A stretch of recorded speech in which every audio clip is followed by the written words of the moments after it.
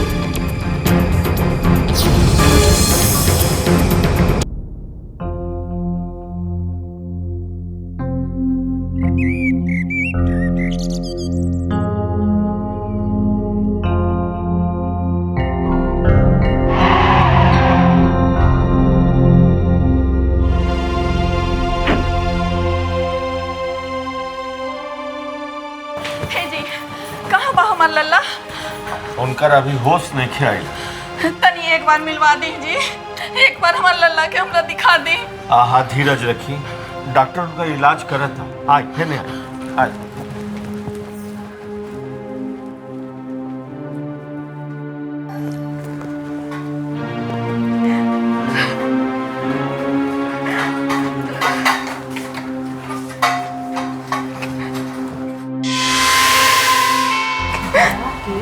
मेरा नाम भाई और इतना बड़ हादसा कुछ समझ में आवा था छुटकी। ना दीदी का मतलब बा, मतलब ई कि छुटकी एकदम मनहूस रहे।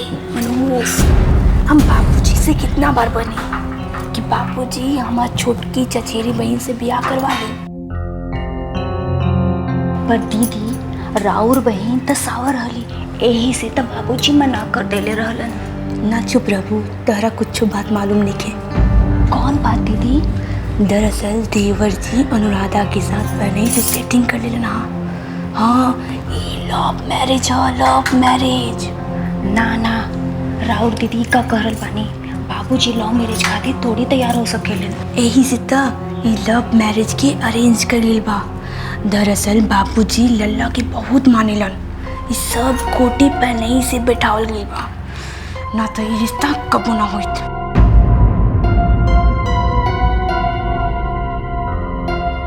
पर देवर जी खुदे गइल रहले लड़की देखे, वो बाबूजी संगे।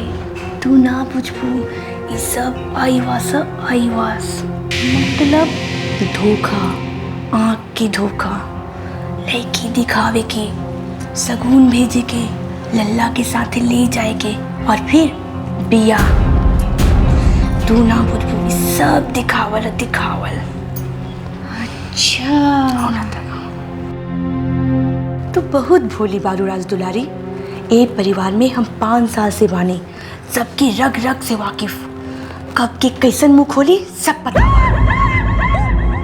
तनी चुप रह रहा लोग, बाबूजी के नजर कई बार नवा लगन पर पड़ा बा।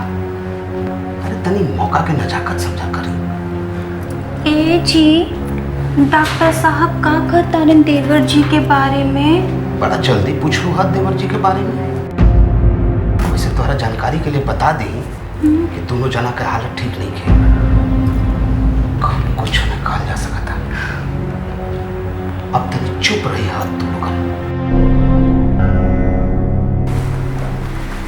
ए दीदी भाई भाई में कितना प्यार बा और भाई बहन में सुनते ही ननद रानी बेहोश हो गई नहीं। नाटक, ये सब नाटक है।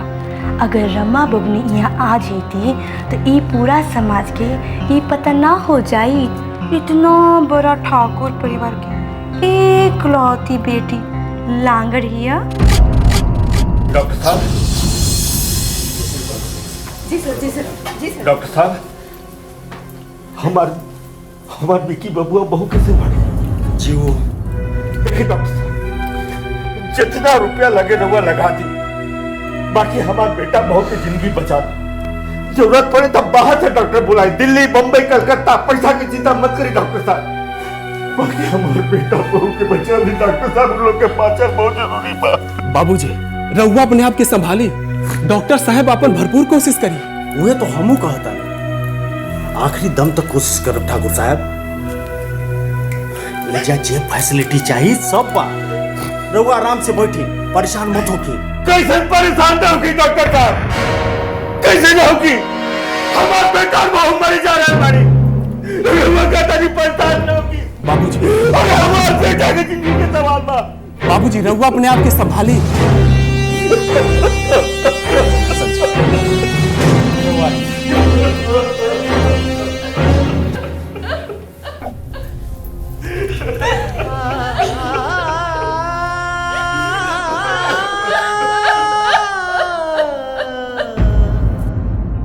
20 साल से यही वेतन पर रगड़ रहल बानी। जवानी से बुढ़ापा आ गई, अब का खाक होई जी।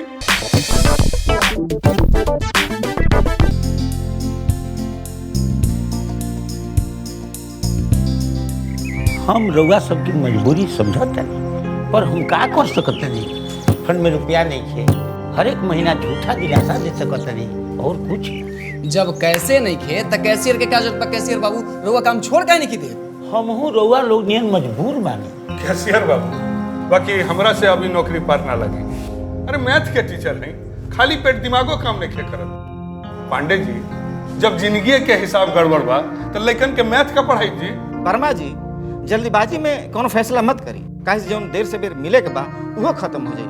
खत्म होकर खातिर अब बाँचले का बाजी?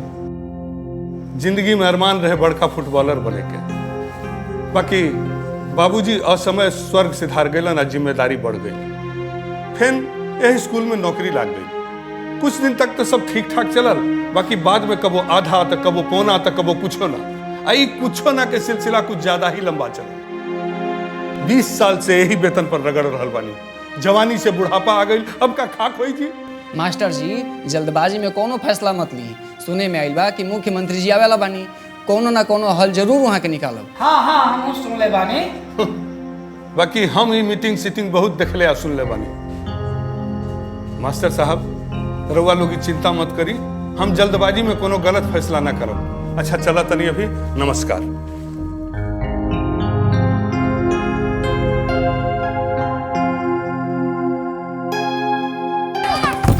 बस दो इधर, रहने दो, इधर दे।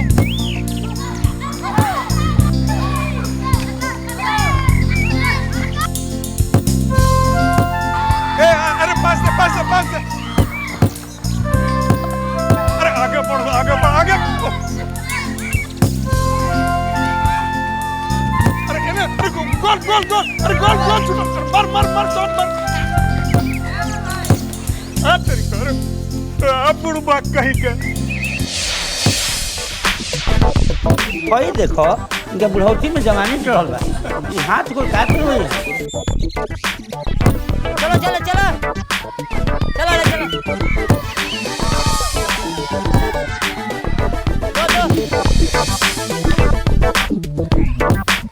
ले चलो, जल्दी चलो।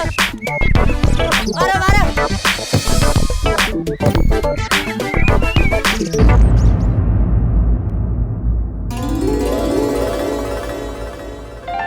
का बाबूजी, हो जाए? हो जाए।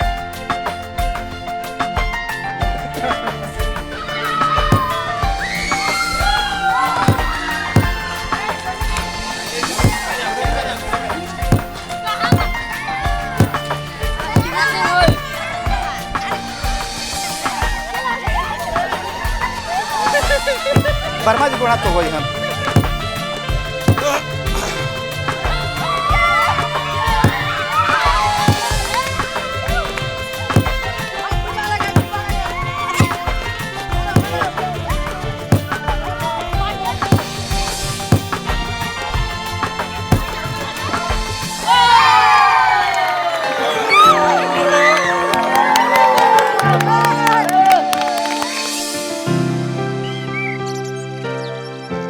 एकदम थक गई हो, थक गई। बाबूजी रो अभियो कितना अच्छा खेले नी। अरे बचपन में तो हम कलकत्ता पहुंच जाते रही ईस्ट बंगाल वर्सेज मोहन बगान के मैच देखे खातिर। बहुत अफसोस होला ना बाबूजी। ना बेटी, यह जीवन है।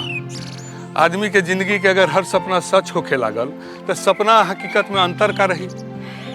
अरे वो आदमी जो चाहेला उगाहे बगाहे होला, ज्यादातर उहे होला जे आदमी ना चाहेला। लाओ बेटा जा खेला खेला खेला खेला जा। समझ लो ना, आदमी जे चाहेला उगाहे बगाहे होला और जे ना चाहेला उहे होला। जी अब बाबूजी बैठी ना, एक बात कहे के बा। बोला का बात बा? ओ पहले रउआ वादा करी कि हमरा पर गुस्सा ना करब। पर बात का बा बेटी? पहले वादा करी ना। अच्छा ल कहीं नहीं वादा, बोला। यही रख ले। रुपया? इतना रुपया तारा कहाँ से मिलल? ओ बाबूजी हम 4 गो लड़का के ट्यूशन पढ़ाई ले। आज महीना मिलल हा तो सोचनी है रउआ तब स्कूल से तनख्वाह मिलल ना हुई और घरे जाएम तब माई के 4 गो ताना सुने के पड़ी। पर बेटी बाबूजी घरे जाके माई के ये रुपया दे देम तो कुछ तो राहत मिली ना। बहुत अफसोस हो रहा बा बेटी कि हम तारा मैट्रिक के बाद कॉलेज ना भेज सकनी। कितना कितना अभागा बाप है हम। ना बाबूजी ऐसा मत कही। हमरा पढ़ाई से ज्यादा हमर भाई के पढ़ाई जरूरी बा। अरे वो पढ़ी तो घर संभाली, हम तो बेटी है ना, बेटी तो पराया धन होला ना। बेटी सनातन काल से चलल आ रहल बा कि बेटी घर के लक्ष्मी होली से आज भी बा। बाकी हम तहरा माई के कहला में आकर तहर पढ़ाई न छोड़बोले रहती तो आज कितना अच्छा भइल रही। ना बाबूजी रउआ इसे मत सोची। हमनी के मिल के शैलजा अनुभव के खूब पढ़ावल जाई। अरे वो लोग पढ़ ली तो हमार इतनो पढ़ल सवारत हो जाई। तहरी ये विचार के कारण तो तू हमार सबसे लाडली बेटी हो। अच्छा बेटी अब तू घरे जाना तो तहर माई सगरी आसमान कपार पे उठा ली। काहे रउआ ना चलब? ना बेटी हम सोचा तनी कि तनी श्रीवास्तव जी के यहाँ से हो आई। ठीक बा, बाकी रउआ श्रीवास्तव चाचा से कर्जा मत मांगब। अच्छा बाबा ना मांगो। ठीक बा, बाकी घरे जल्दी चला। अच्छा बाबा चल आई, चला चला। बेटी धन्यवाद डॉक्टर साहब। डॉक्टर साहब कैसन हालत बा? हम रउआ लोग के अंधेरा में रखे के नहीं की चाहत। पेशेंट की हालत बहुते खराब बा। अनुराधा देवी के तो ढेर चोट लागल बा। अब सर में चोट लागल बा, अंदर से खून रुके के नाम नहीं खेले। बाकी हमने के प्रयास कर रहा बानी जा। अगर दिल्ली से कोनो डॉक्टर के बुलावे के पड़े तो हमने बुला सकता नहीं। बाबूजी के बहुत सारा मिनिस्टर से अच्छा ताल्लुकात बा, बस एगो फोन होई। और हम जानता नहीं रंजीत बाबू, ठाकुर सूर्य प्रताप सिंह के नहीं खे जानत। बाकी दूसर जे डॉक्टर आई उहे करी जे हमनी के कर रहल बानी जा। अब विक्रम डॉक्टर साहब ओकर का कंडीशन बा?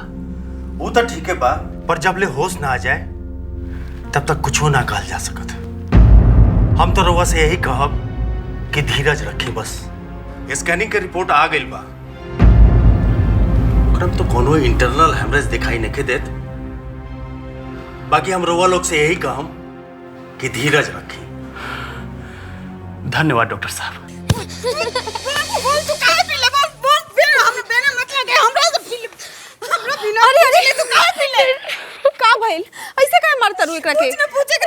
हम बतावे पड़ी का भइल। स्कूल से आके अनुभव खातिर दूर रखले पी गईली नहीं। दीदी हमरा के जोर से भूख लग रहा। स्कूल के आके माई से खाना मांगनी तो ना दिल। अनुभव भैया खाते दूध रोटी रख रही, हम खाली दूध पी लेनी है बस। छी माँ छी, खाली इतने बात खाती देख रहा तू मोली के मार मरले बारू। आखिर यो तोरे संतान है ना? हाय हाय हाय, संतान लड़की है लड़की। एकरा के दूध दही पियले खियले से कौनो फायदा नहीं खे। अरे लड़का है, दूध दही पी, हाथ गोड़ मजबूत होई, दिमाग तेज होई, कल के बाप के साथ कंधा पे कंधा मिला के चली। ई जा उन दिन पैदा भइलिन ता उन दिन बाप के कंगाल कह देली। हमार बात चले तो लड़की के पैदा होते ही ना तो दूध में जहर मिला के दे दी, वही मार डाली। बस बुआ, अगर तोरो पैदा होते दादी तोरा के जहर दे देती तो ना आज तू रहतू और ना आज हमनी के परेशानी हुई। अरे तू जाइए से, तू जाइए से, मुझे किस्मत हमार पति आज जिंदा रहा तो हमें ये दिन देखे कि नहीं पड़ा। चुप हो जाई, काहे चुप हो जाई? काहे आवेदा भैया के, हां आवेदा उन्हों के बताई कि तू हम लोगन मिल के हमें कितना परेशान करत बाटू, कितना हमें जलील करत बाटू। अरे भगवान, ऐसे भी रहुआ बियाह के बाद ससुराल कम रहिले, रहुआ यहाँ ज्यादा रहिले। काहे ना रही, ये एकर बाप के घर है। तू काहे बोलत तारू दुले? ऊपर से ही घर के बंदगी रखले बड़ा तू लोग से अलग। तई बंदगी हमनी ठा नहीं की गईले, रहुआ बियाह कर दिल्ली आइल रहे। अच्छा, तो ई घर डुबैले में हमरे ऊपर इल्जाम लगी। आज 3-3 ठो जन पैदा कैले बाड़ू, देखत बाटी कैसे बियाहत हो। आवेदास भैया के कुल बात तुहर बताए, पूरा शिकायत करब कि माई बेटी मिल के कैसे हमर फजियत करत बाटे। सब बताए के बाबा भाई ठीक बा ठीक बा, जे बोले के हो कि वो बोल दे। अब आके वो हमरा गर्दन दबा दिए तो ठीक रही, कम से कम इस जंजाल से तो छुटकारा मिली।